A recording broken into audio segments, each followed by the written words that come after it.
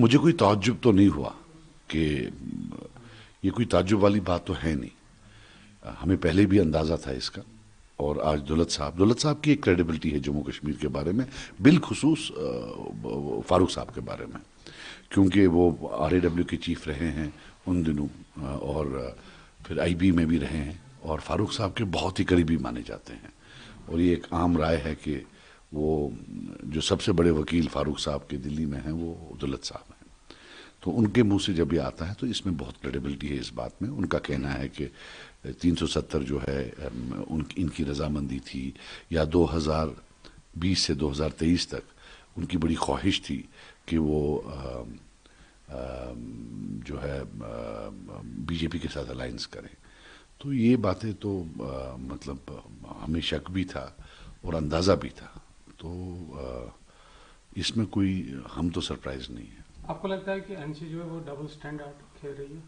नहीं, इसमें मतलब मैं क्या कह सकता हूँ, पूरा इलेक्शन उन्होंने जो लड़ा है इस बात पर लड़ा है कि बाकी सब BJP हैं और वो दूध के धुले हुए हैं।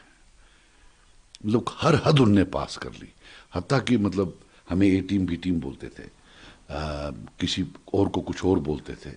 जब एक पार्टी सारा इलेक्शन जो है 370 की बुनियाद पर और BJP के खिलाफ लड़ती है, और फिर उसके बाद मालूम पड़ता है कि ये खुद उनकी गोद में बैठे थे कि 370 में रजामंदी थी, या indirectly directly they were okay with it. तो ये ये हिपोक्रेसी नहीं है तो फिर क्या है?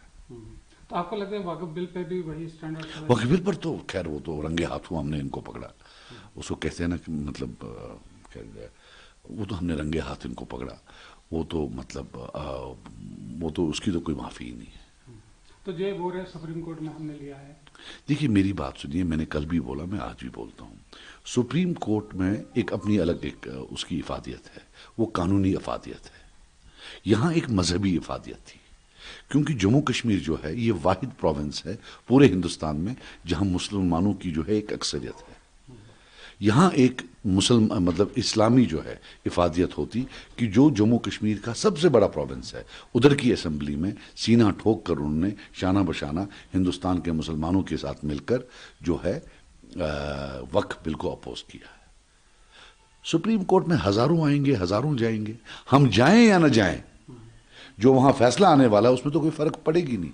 लेकिन यहां जो है, यहां हम तक था, हम माइनॉरिटी में हैं, मेजॉरिटी में नेशनल कॉन्फ्रेंस है, उन्होंने होने नहीं दिया। सिराज साहब अभी PM का भी विजिट होने वाला है कुछ डेवलपमेंट प्रोजेक्ट को लेते, तो किस तरह देखते हैं आप उस डेवलपमेंट? जनाब वो आए तो हम क्या कह सकते हैं, वो आए और जाए। Thank you.